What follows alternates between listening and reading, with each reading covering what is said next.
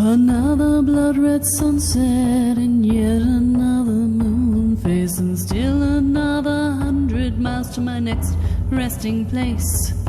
Driving down the road, eyes on the horizon. Within my car, I'm all alone, but feeling good and feeling strong, knowing that this path I'm on brings me to myself. I'm driving. Hello and welcome to Spirit Sherpa, the show that helps and encourages you on your journey to unlock your magic mojo. If you're new to this type of work, we suggest you start with episode 1 and move forward from there. Each episode builds on the last, and you'll have a solid understanding of the spiritual world by the time that you get to the end. Now, if you're further along in your journey, you can start at episode 98. And if you're ready to step into being a spiritual practitioner or teacher yourself, then episode 200 is going to be the best place for you to start. So wherever you are in your journey, we're here to help guide you to the next level. With me, as always, to share her insights and her wisdom is the spirit doctor, Kelle Sparta. Hey, Kelle, how are you today? I'm doing well, Julz. How are you? Running like a chicken with my head cut off, but other than that, it's great. We love it. We love Yes. it. Yes. You know, putting out fires over here, igniting some fires over here, just stirring the pot in the middle. I mean, it's a typical day. Hey, it's all good, right? I think we've all been there. Little overachiever stuff running around there. Yeah. I had a conversation with my husband about that this morning. I was like, I think maybe launching 3 things at once is a bad idea. Like, how about we do one, and then we'll do another one, Just do one. Yeah. Well, this is the problem with having too many things I have to say. So, yeah. So, we're this close. In fact, by the time this episode airs, we will definitely have launched the Ascend Business Coaching Program. And so very cool. Yes, I'm very excited. So you guys are going to get a little taste of that today because we have a guest with us, and we're going to walk her through some of the things that I will be talking about on the Ascend program. And it's designed for spiritual entrepreneurs who are ready to get their energetics in alignment with their business and therefore make more money and do so in a more aligned way. So with that said, Rose Eldreth has been so kind to join us on our program today. And I know we're not doing a lot of shoot the shit for the beginning here, but I had a feeling this was going to be a longer conversation. Anytime we're doing coaching, I try to give as much as I humanly can. And so I want to just get us started on this. So Rose, welcome. Hello. I'm so excited to be here. I'm excited to have you. So can you give our listeners a little bit of your journey thus far and, the things that worked, the things that didn't work, because I know you just closed down one thing and you're starting to lean into your other thing. So just give them an idea, because I want people to understand that just because one thing doesn't work doesn't mean you can't do it. Right. And so I think you're going to be inspirational in that regard. So if you can give them a little taste of what's been happening for you, that would be great. Sure. Last year, I launched a physical practice. I'm a licensed counselor myself, and I also do spiritual counseling. And I had this grand vision of having all of these practitioners under me and kind of a collaborative of massage therapists and holistic practitioners and shamans and acupuncturists. And it turns out that being the introvert that I am and having a physical building really was in conflict. The overwhelming business things and marketing and community appearances was just way too much on top of a full-time job. So all of the business things were really taking their toll on me, both spiritually, physically, emotionally. So it was basically a 10-year business plan that I just burnt. So I decided to go virtual. I tried doing Reiki. I'm a Reiki master. it just doesn't bring me joy. And I'm trying to turn toward things that bring me joy, which is just more one-on-one with my clients and our guides. Awesome. So, and I just want to tell you guys, there's no shame in going down a path and discovering that the path isn't for you. That's actually part of the journey, right? We have to know what we don't want and what we do want. And we find out what we don't want by doing it and going, oh, well, this sucks. I don't want to do that. And I've done that. And Rose has done that. We've all done that, right? So I just want you to recognize that if one thing didn't work, it doesn't mean that you don't get to do this, right? Try something else. If one thing is overwhelming or too much or, whatever, great. Don't do that, right? It's just information. It's not failure. It's just information. It's like, oh, I hate this. I started a retail store. You know what? I hated it. I really did. I hated everything to do with it. I had it for like a year and a half, and I hated inventory, and I hated ordering, and I hated dusting the shelves, and I hated remerchandising, and I hated retail. So I was like, oh, well, I guess I'm done, right? So, there's no shame in it. You just got to know and acknowledge and let it go and move on to the thing that feels more in alignment with you. Right. So, Rose, you're in a place now where you're looking to do one-on-one. Yes. Yeah. Okay. So you and I had a little communication. Well, you told Heather what you were looking for, and Heather told me. And Heather's my assistant, guys, in case you don't know that. So so basically what it sounds like you're doing is, well, why don't you describe for the audience what you're doing? Because I want to hear it in your words. It's a combination of traditional counseling and spiritual counseling. I kind of connect with my guides and their guides and get information on what's a negative pattern, a negative belief. But it's rooted in anxiety. Almost all of my clients come to me. They're either victims of narcissistic abuse or high achieving, high anxiety women. And they just don't want to run the rat race anymore. They don't want to go 100 miles an hour anymore. So I kind of help them identify what's causing the anxiety and what's the false belief or the fears behind that. And I kind of lead them into foundational deconstruction in a supportive way. And we look at the energetics of their anxiety and their fears and where their blocks may be. And then I lead them kind of through visualizations, like what does that block look like? Or what does that fear look like? What is it physically? And they kind of describe it and they talk to it. And then whatever method I'm led to help them through it would be either tapping or a meditation. And so we kind of just go from there. It's very unstructured. It's whatever is coming through at that moment. And then usually if the client is in tune with their guides, like they get information too. And it's just a safe environment where we can talk about spiritual stuff. That is a great description of what you do. So what is the outcome that the client gets? Connection to spirit, reduced anxiety. They start changing their outlook on life. They're looking for more joy, more calm. So instead of, what do I have to do and go, go, go, they're more in the moment, more mindful. And they're kind of things that used to be important are no longer important. And they kind of shift their perspectives. So I heard you talk about a couple of different groups. I'm going to focus on the overachieving, high-powered women because that's the one that you sort of landed on talking about. And so what I'm going to rephrase what you just said. Okay.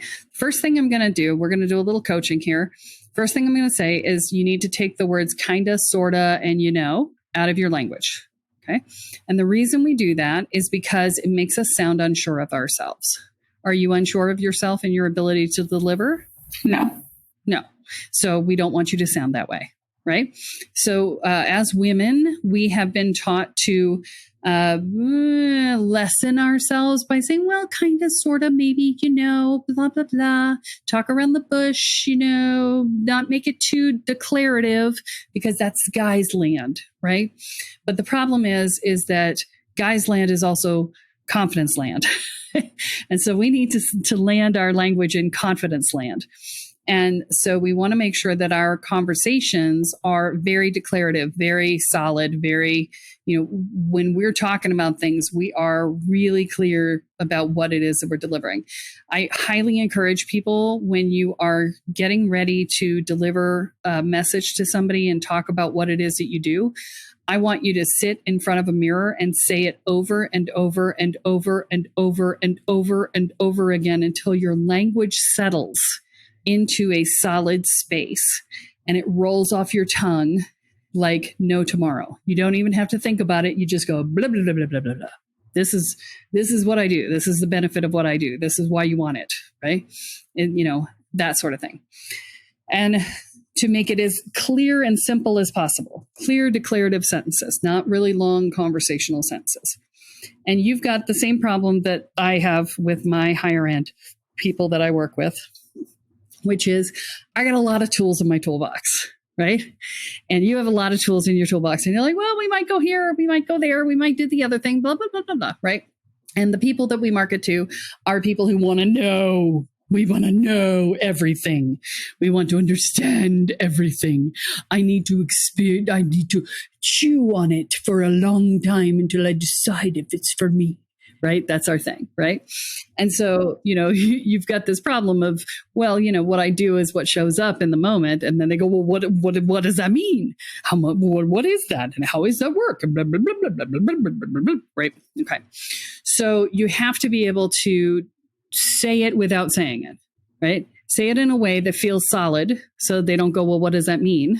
But without going into the, well, it could be this, or it could be that, or it could be the other thing, because that feels unsolid, right? You see what I'm saying? So what you need to say is something like, so the marketing piece is, are you an overachiever burned out on the rat race, but you can't seem to get yourself to get into stillness and quiet and mindfulness, and your brain just goes a million miles a minute and there is no slowing down. As much as you want peace and joy, your anxiety, your desire to do kicks back in every time you take a breath. If this is you and you want out of this cycle, I'm your girl, right? Come see me. Right? That's a marketing piece for that. Right. And so that was the piece that you started with. And you can do variations on a theme from there. And anything your clients have talked to you about repeatedly can be a variation on a theme with that. You want to say, is this you? Then come and see me. Right. I can fix it. Together we can work through it. So on the discovery call, on the conversation that you're having with them about what it is that you do and why you do it, then what you're going to say is, so here's the situation. And what you want to do is you want to describe the structure of what's happening. Okay. So if you've ever taken my quiz, and I know you've taken the quiz, we talked about that. So if you've taken the quiz of, are you ready for shadow? What's your shadow work readiness score? Right. That quiz will define for people what stage of their personal growth process they're in and why and what to do about it. Right? That's defining the structure. Does it solve the problem? No, it doesn't. But it does give them the structure and make them understand where they are and why they're there and how they get to the next step. Right? So what you want to do on your call is you want to define the structure of what it is that you're going to do with your client. Okay. So your client comes in, we're going to have a consultation session where we're going to identify what your particular blocks are. What is true for you? What limiting beliefs are there? And then from there, we're going to go through a series of processes. And that's going to depend on what the block is and how you operate personally. But I have a bunch of different ways that we will come at this. And we will take the process that's right for you, walk you through that process. And that process is likely going to be a combination of psychological and energetic processes to get you to the other side. And they go, well, what does that mean? Well, we might do a guided meditation, or we might do a tapping process. It's really going to be dependent upon what your particular blocks are. So I customize this specifically for you so that it is exactly what you need. So if you've tried something in the past and it didn't work for you, we will take that off the docket. No problem. We're going to pick the path that works for you. And this is going to be specifically customized to you because we're working a one-on-one. You're not going to be lost in a group. You're not going to be stuck in a course. You're not going to be doing any of this stuff. You're working one-on-one with me and we will get you through. My job is to get you through to the other side. And you hear how solid I am when I'm saying this, right? It's like bangity, bangity, bang. It's all about how you deliver it, right? Because you want your voice to reflect your inner confidence. I can say it like this because I am confident and I know that these things are true, right? So what you need to do is get really solid in your confidence and begin to speak in more declarative ways. Okay. So, and the reason that you're sort of, a little over here and a little over there is because you haven't said this a lot. I haven't said it a lot either, but I've done a lot of work around finding my declarative voice. And so I can do this very quickly and easily because I've spent 25 years doing it, right? So when you sit down in front of that mirror and you start stating it over and over and over and over again, you're going to find that your language really clarifies. It really gets down to your language. I'm a big fan of not creating a script. Okay. What I want you to do is create bullet points that you want to cover with each person and say, these are the bullet points that I'm going to cover in my discussion of what I'm doing. And then I want you to naturally come to a place where the language comes into form for you. This is going to take days of sitting in front of the mirror for an hour at a time and doing this over and over and over again. Okay. But over the course of days and do it into the mirror until you can't do it into the mirror anymore, and then do it to a friend. Okay. Make somebody else listen to you and make them ask questions. Okay. Preferably somebody in your target market. Right. And then have them ask questions, and you're going to need to tweak some of the language because you're going to have said things that are going to hit people wrong. And you want them to give you honest feedback. You will have, titrated it down to language that you feel really good about because you've said it a lot. And then they're going to say, oh, does that mean this? And you're going to be like, no, that's not what I meant. Okay. It's okay. It's part of the process. This is why we do it with another person. Okay. And then you restructure the language, practice that until it's grooved. And then you get to the point, because there's multiple reasons to do this. One is that it makes you sound better to the client. But it also makes you more confident because you can listen better when you're not thinking about what you're going to say. When you know what your sales pattern is, you don't have to think about it. Now you can just be present to what they're saying and be fully engaged in the conversation rather than worried about, oh, did I say that right? Am I going to do this right? Whatever, right? And so that's another piece of the puzzle there, right? And so it really serves you to do that process. Okay. Now I'm going to talk to you. Do you have any questions about that? No, that sounds fantastic. Okay. So the next piece I want to talk to you about is pricing. So how are you pricing yourself? $150 an hour. Okay. So I'm going to say, don't price by the hour. Okay. It's much easier to sell an outcome than an hourly rate. Okay. So think about the clients that you've worked with in the past. How long does it take you to get a solid shift for them? 6 months to a year. Okay. So then you need to sell a 6 month to a year long process. Okay. You're going to sell them a process to get them from point A to point B in that period of time. Okay. Now, 6 months to a year, what's the differential in between those two people? Their willingness to put things into practice, and the different blocks are sometimes associated with trauma that take a little bit more time to work through. Okay. So is there an energetic process? So for me, I would do an energy scan to determine what the blocks were that we're dealing with.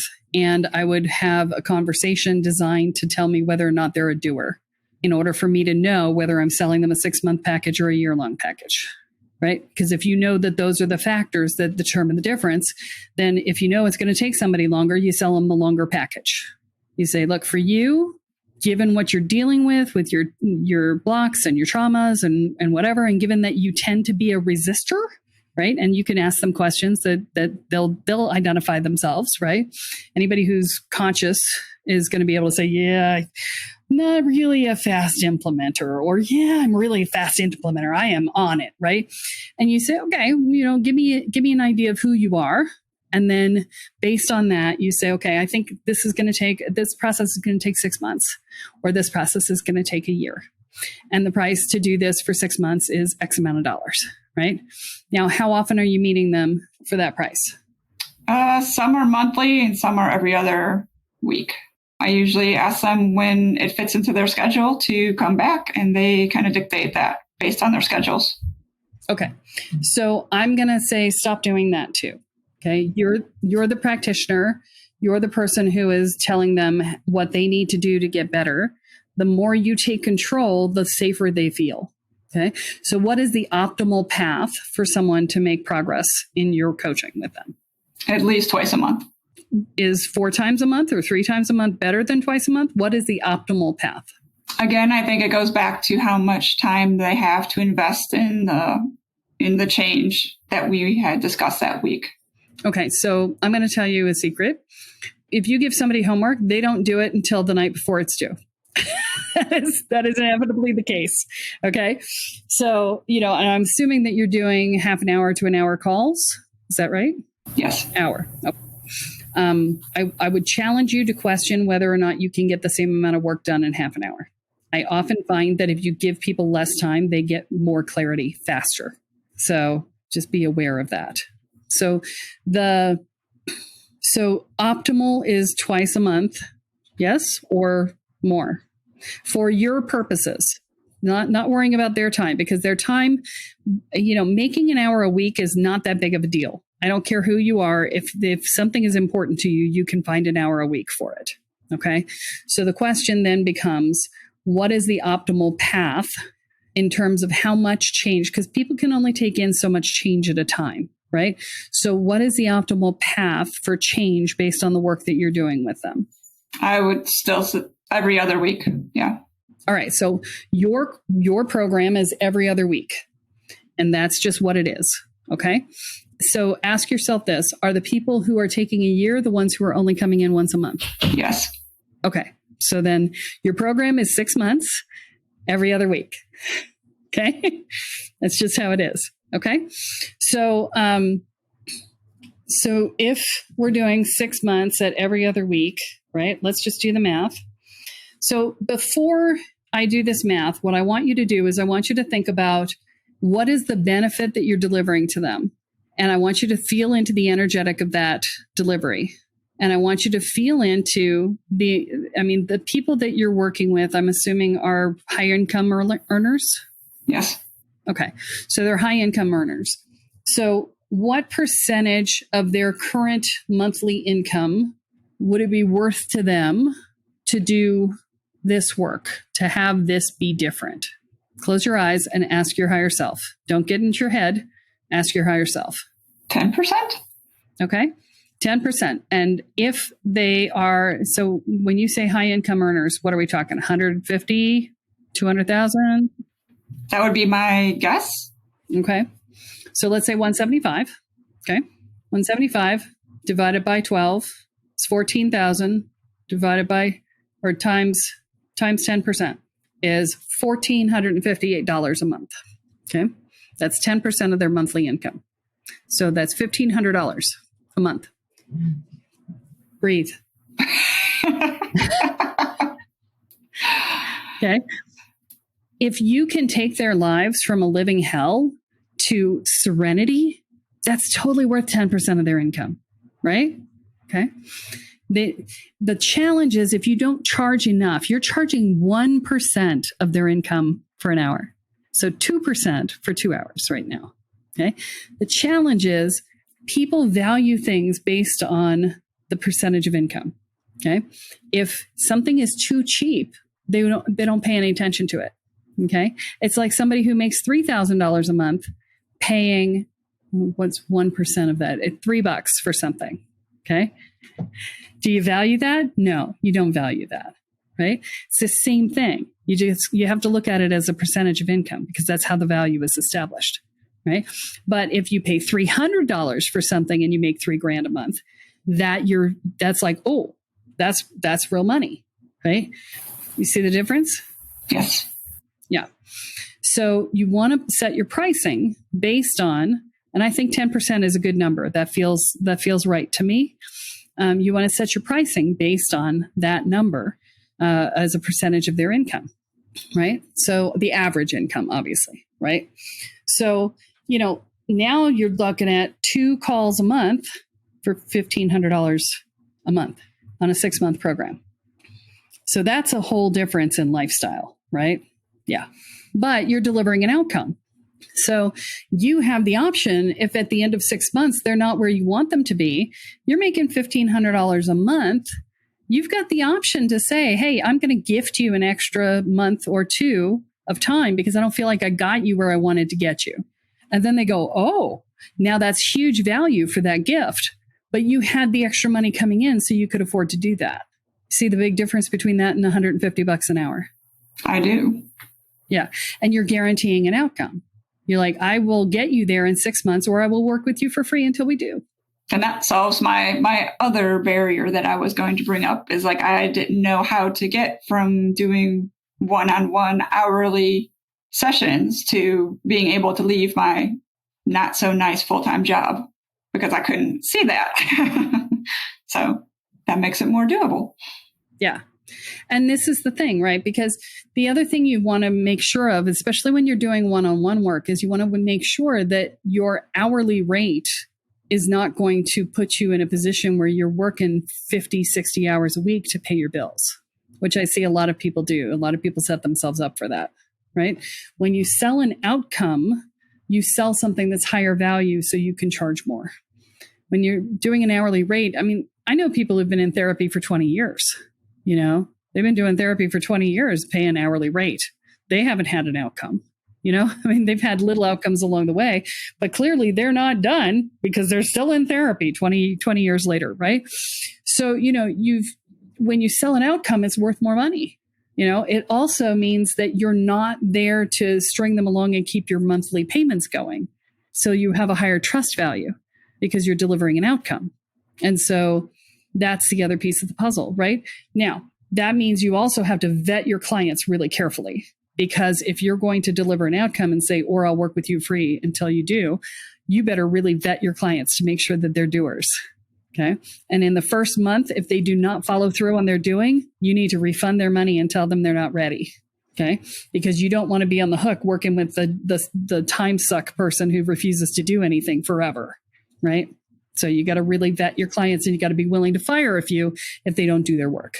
And you need to be really clear with them. Look, you have to do your work. This first month is our trial time together. Because I'm promising you an outcome. And if you don't do the work, I can't promise you anything. Right? So you got to do the work. If you don't do the work in this first month, I'm going to fire you as a client. So you need to make your expectations really solid, because these are doers. These are people who are overachievers. So they will take that as a challenge. I had one student who came in and wanted to be in the program. And I said, you're not ready. I said, you've got to do X, Y, and Z before you're ready. And he was so upset. He was like, what do you mean I'm not ready? I'm ready. I'm like, no, you're not. You need to go do these things. And I figured if I heard back from him, it would be, 6 to 9 months later. He called me back in 3 months. He had done everything I told him to do, and he was ready to go. Okay. Because he's an overachiever, right? I gave him a vision to climb, and he freaking climbed it. He was like, I will not be denied again. Right. So, this threatening to fire them as clients, which is a very real threat, because you should not be working with people who aren't doing the work. Right. But this is going to motivate them. It's that market that you're working with. It's going to motivate them. Right. So all of this, and for those of you out there who are listening and going, well, this sounds manipulative. It is manipulative, but it's manipulative for the person's best interests. Okay. If you don't value the program that you're doing, you won't do the work. I raised the prices on my programs until I hit the point where people stopped getting more value. And then I brought the prices back down. Okay. I raised the price each time, saying, okay, Are they getting more value? Are they getting more value? Are they getting more value? And then when they got the same value for a different price point, I brought the price back down to the value point that they got the most value out of it. That's the purpose for raising the price on things, is people don't value it if they don't pay for it. Okay. If they're not, the price is a representation of their commitment to the program. Okay. And when you have high net worth individuals, they need to pay enough for it to represent an actual commitment and not a latte. Right. So $300 for them is like, no big deal. It's a dinner. Right. There's no commitment there. So you have to understand that when you're going through the process. You've got to make sure that the pricing is commensurate with the people that your target market is. Okay. All right. So any other questions? I know I've been like shooting straight at you. Like, no. I haven't let you get a word in edgewise. So I'm going to make space for questions. Oh, no. I just feel like I have a lot of work to do. You do and you don't. I mean, you don't really need to do anything different than what you're doing, except, work on your languaging and your positioning, right? I mean, just get the practice in. You don't have to change anything. I mean, maybe you create a sales page, maybe you don't. Most of your stuff is going to be sold on the phone. So, it doesn't really matter if you have a sales page for it or not, honestly. It was more toward my mindset toward the dollars. Okay. So let's talk about that. Okay. Yeah. So, and this again is where you have to put yourself in the shoes of the people that you're selling to. Okay. You have to look at it from their perspective, not from your perspective.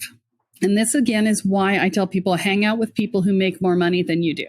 Because right now you're hanging out with a bunch of people who are exactly at the same income level that you're at. And so you have very structured beliefs around what is possible in that mindset. I tell people also go out and pay a lot of money for coaching.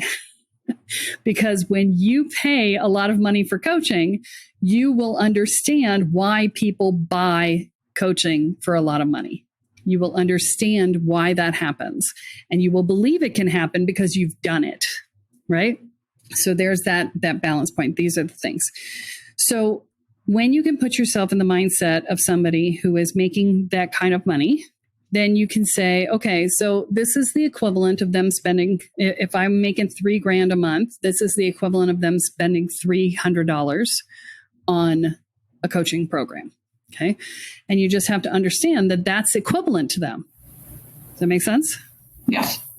Okay.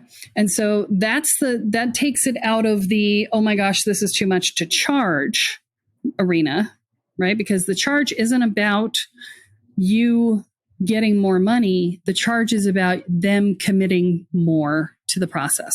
Okay. You want them fully committed to the process, right?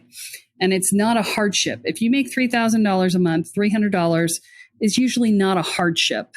It's an investment, but it's not a hardship, right? If I were to ask you for $1,000 and you make $3,000, then that's a lot, right? But $300 is an investment, not a hardship, right? And that's going to be the same for them. It's actually going to be more like that for them because they've got much more disposable income. Okay. So this is actually easier for them than the $300 because they have more disposable income. Okay. So that's step one. Step two is getting your receiving open, right? So we may have set points around money. We may have things that we feel like we can't receive. We may have, nobody in my family makes money. I have to be poor to be part of my family. We have all of those sorts of resistances, right? For women in particular, if I make this much money, I make more than my husband, and now I'm out of balance with him, right? That's another issue that women deal with, okay? You have to be aware of what those issues are. So, you do this level of work. What issues are you looking at?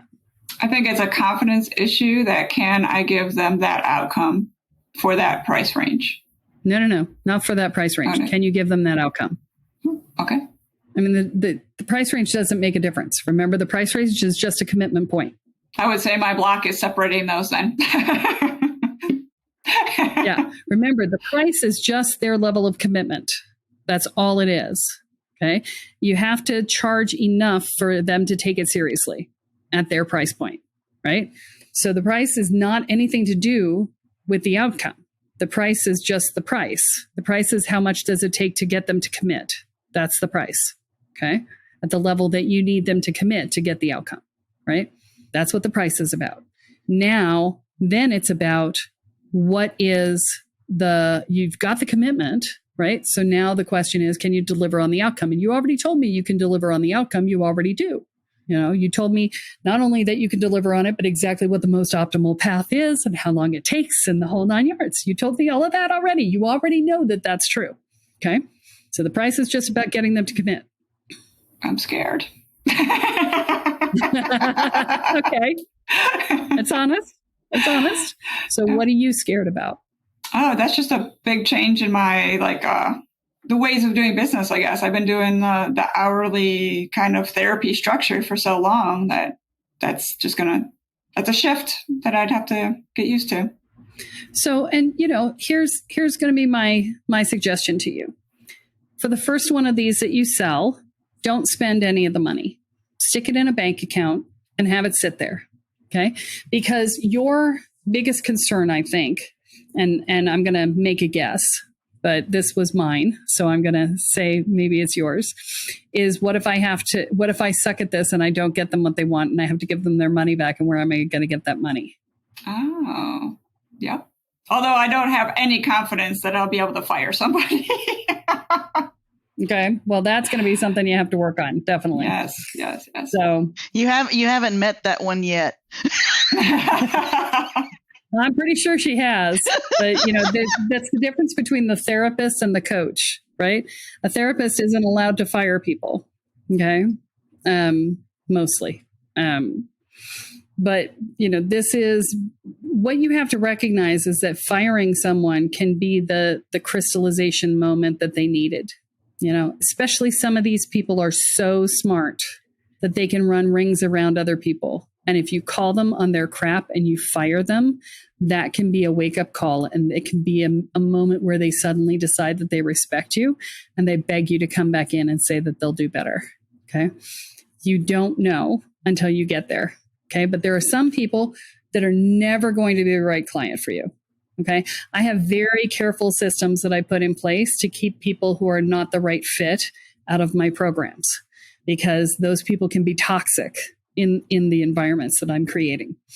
And one person in all the years I've been doing this snuck through. And that one person I noticed on the first call, and I was like, okay, this is not a good fit. And I said, hang on to the end of the call. I waited till everybody else was off. I turned off the recording and I said, look, it's clear to me that this is not going to be a good fit for you. I'm going to refund your money, and I'm going to encourage you to go use that money to find something that's a better fit for you. Okay. And that was in service to them and to me and to everybody in my group, because it wasn't a good fit. Right. So, you just need to recognize that firing somebody isn't about telling them that they suck. It's about saying this isn't a good fit for you, right? I work with people who are doers, and the only way you're going to actually get your outcome is if you're doing. And so I don't want to waste your time and money telling you I can get you something I can't get you because you're not doing the work. Better to let them go than to lead them down the primrose path, right? So what I'm going to say is, don't spend any of the money from the first sale that you make. Put it in a savings account until you have an entire program built up. So some people you can do full pay versus monthly payment, the whole thing, right? But put it into a savings account and leave it there so that you know that at any given point in time, if somebody needs their money back, you can do it. And that will remove your fear factor from your outcome stuff. Yeah, that's a nice safety net. Yeah. Okay. So, and you won't need it after a while, but it can serve as a savings account for your business. So it's fine. But after a while, you'll be like, oh, yeah, I've got regular income coming in. I could afford to refund anybody out of the income I have. It's no big deal. And then you can turn that into a slush fund for the business and, capital improvements and whatever else, right? Hey, I want to take this cool new course or, upgrade my website or whatever. And that can be used for that. So, but it is a great way to sort of remove that fear from the process. Okay. Any other concerns? Not at the moment, but I'm sure they're going to bombard me as soon as I log off. And that always the case. So, all right, great. Well, how would people find you if they liked what you had to say and they fit that criteria? On my website, it's elementsofhealing8.com. The number 8? Yes. So www.elementsofhealing8.com. Okay, great. And so here we go. So I'm going to tell you guys that we have the Ascend Business Coaching Program coming up. It's probably already launched by the time this comes out. If you are listening and you were like, holy crap, I really needed to hear this stuff, and then there's probably more that you need to hear too. So, take a look at the website. There is a page up there about the Ascend program. And if you want to talk to me, just click through on the discovery call. You can pick a time to have a discovery call with me and we'll talk about it. I also do one-on-one coaching, just like I just did here, called the Liminality Program, for people who are a little further along and need some more advanced level work. And so here we go. Let's see. Kelleism for the day. Deliver the outcome, and the price is their commitment level. That's your takeaway for the day. Thanks for listening, guys. I'll let Julz take it out from here. All right. Well, we will include Miss Rose's information in the show notes so y'all can find her very easily. And that is all that we have time for this week, folks. Tune in next time when Kelle adds another chapter into your guide to energy, magic, and the spirit world. I'm Julz, here with Kelle Sparta and Rose Eldreth, and you have been listening to Spirit Sherpa. So long, y'all. Bye. Driving down the road, eyes on the horizon. Within my car, I'm all alone, but feeling good and feeling strong, knowing that this path I'm on brings me to myself. I'm driving, wondering where my spirit will. I'm driving.